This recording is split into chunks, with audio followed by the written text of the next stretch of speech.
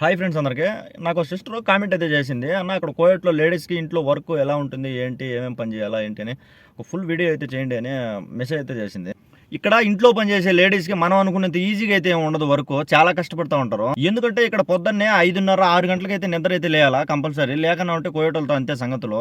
పొద్దున్నే 5:30, 6 మధ్య నిద్రలేసి ఇక్కడ స్కూల్ పిల్లోళ్ళు స్కూల్‌కెళ్తారు కదా! వీళ్ళకి పొద్దున్నే లేసి వాళ్ళని రెడీ చేసి, వాళ్ళకి బట్టలేసి వాళ్ళని తీసుకొని డ్రైవర్‌తో పాటు స్కూల్‌కెళ్తారు. స్కూల్‌కెళ్ళేసి అక్కడ డ్రాప్ చేసేసి తర్వాత మళ్ళీ ఇంటికొచ్చి అక్కడ కోయేటోళ్ళకి మళ్ళీ పొద్దున్నే బ్రేక్‌ఫాస్ట్ రెడీ చేసి ఒక్కొక్కరు ఒక్కొక్క ఐటెం కోరతారనమాట ఇక్కడ. ఒక్కొక్కరికి ఒక్కొక్క ఐటెం లెక్కన వాళ్ళకి తయారు చేసి పెట్టాలా. తర్వాత ఇంట్లో పనిచేసే డ్రైవర్‌కి కూడా తయారు చేసి పెట్టాలా. అంతటితో అయిపోదు. తర్వాతొచ్చేసి వీళ్ళు ఇక్కడ మన బాత్రూమ్‌ల ముందర ఫ్లోర్ మ్యాట్స్ అనేవి ఉంటాయి.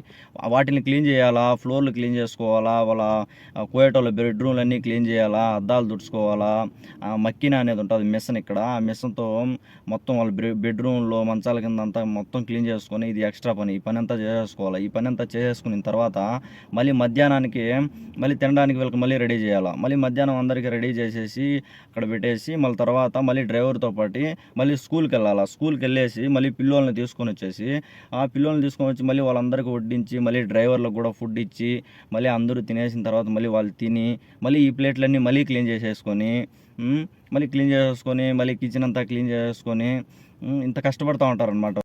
ఇంత కష్టపడిన తర్వాత మళ్ళీ మధ్యాహ్నం ఏమైనా రెస్ట్ ఉంటుందా? కొన్నింట్లో అయితే ఖచ్చితంగా రెస్ట్ అయితే ఉంటుంది. ఒక గంట, 2 గంటలు రెస్ట్ అయితే ఉంటుంది కాసేపు పడుకోవడానికి. కొన్నింట్లో అయితే అసలు రెస్ట్ ఉండదు. పిల్లోళ్ళు అయి ఉండే ఇంట్లో అయితే. ఈ స్కూల్ నుంచి వచ్చే పిల్లోళ్ళు ఏం చేస్తారు, వాళ్ళు పడుకోరనమాట. వాళ్ళు ఆడుకుంటూ ఉంటారు. మళ్ళీ వాళ్ళని ఆడిపించుకోవాలా. మళ్ళీ వాళ్ళని ఆడిపించుకొని ఇక్కడ కొన్నింట్లో అయితే పిల్లోళ్ళు సపరేట్, వంట చేసేవాళ్ళు సపరేట్ ఉంటుంది. కొన్నింట్లో అయితే 2 చూసుకోవాలన్నమాట పని మనుషులు. అంటే రేర్‌గా దొరుకుతాయన్నమాట ఆ విధంగా ఇల్లు. ఎందుకంటే దేనికి సపరేట్‌గా ఉండే ఇల్లులు. మ్యాక్సిమం వచ్చేసి ఇద్దరిని చూసుకునేదే ఉంటది. నేను పనిచేసే ఇంట్లో అయితే కర్దాములు అలాగే చేస్తా ఉంటారు. ఇంట్లో పనిచేసేవాళ్ళు. ఆ మాదిరిగా ఉంటది ఇక్కడ పని. చాలా కష్టము. ఇక్కడ ఇంట్లో పనిచేసే లేడీస్‌ని చాలా గ్రేట్ అని అయితే చెప్పుకోవాలా. ఎందుకంటే వాళ్ళు చిన్న చిన్న పిల్లోల్ని ఇండియాలో వదిలేసి ఇంత దూరం వచ్చి ఇక్కడ ఇంత కష్టపడతా మళ్ళీ ఇక్కడ కోయటి పిల్లోల్ని మళ్ళీ ఇక్కడ ఏమాత్రం వాళ్ళకి ఇబ్బంది జరిగినా ఇంక అంతే సంగతులు కోయటోళ్ళ దగ్గర. గొడవలు, రచ్చలు అయ్యి చాలా ఇబ్బంది పెట్టేస్తారు మళ్ళీ. మామూలు టైంలో అయితే వర్క్ అలా ఉంటది. స్కూల్ డ్యూటీలు, ఈ పిల్లోల్ని చూసుకోవడాలు, అందరికీ వంట చేసి పెట్టడాలు అలా. ఇంకా రంజాను ఇలా స్టార్ట్ అయినాయంటే రంజాను, బక్రీదు ఇలాంటి పండగలకైతే ఇంకా మామూలుగా ఉండదు. ఎన్ని రకాలు చేస్తారో వాళ్ళకే తెలీదు. కేకులంట, స్వీట్స్ అంట, ఎన్ని ఐటెమ్సో ఇంక లెక్కలేనన్ని ఐటెమ్స్ అనమాట వాళ్ళు చేసేది. అంత కష్టం. అయి చేసేది కాక మళ్ళీ వాటిని క్లీన్ చేసుకోవడాలు, ఆ ప్లేట్లన్నీ మళ్ళీ కిచెన్ నీట్‌గా పెట్టుకోవడాలు, హౌస్ అంతా క్లీన్ చేయడాలు, అద్దాలు తుడుచుకోవడాలు అబ్బో! మామూలు విషయం కాదు.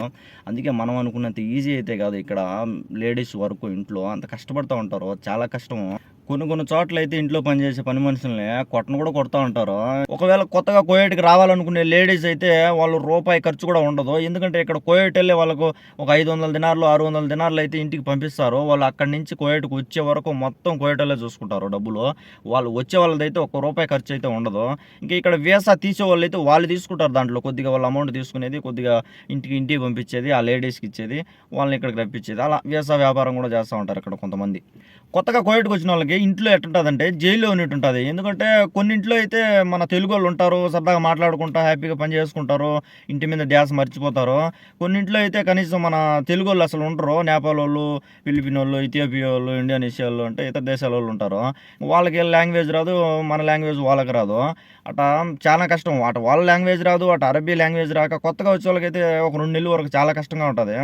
ఇంగా ఇక్కడ అలవాటైపోయిన వాళ్ళకి, ఇక్కడ చాలా సంవత్సరాల నుంచి పనిచేసే వాళ్ళకైతే వాళ్ళకేం ఇబ్బంది లేదు. ఎందుకంటే అలవాటైపోయి ఉంటది. వాళ్ళు కలిసిపోతా ఉంటారు అందరితో సరదాగా. కష్టమైతే చాలా కష్టం ఉంటది.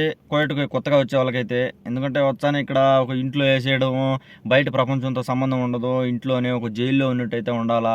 వాళ్ళు మాట్లాడే అరబీ భాష, ఇక్కడ ఆ ఇంట్లో పనిచేసే కర్దాములు, వాళ్ళు ఇతర దేశాలోళ్ళైతే వాళ్ళ భాష మనకు రాక, మన ఇండియా వాళ్ళన్నా అయితే కొద్దిగా ధైర్యం ఉంటదమ్మా మన ఇండియా వాళ్ళు ఉండారు. మన తెలుగులో మాట్లాడొచ్చు. వాళ్ళు కోయేటోళ్ళు ఏదైనా చెప్తే ఈళ్ళు మనకు చెప్తారు.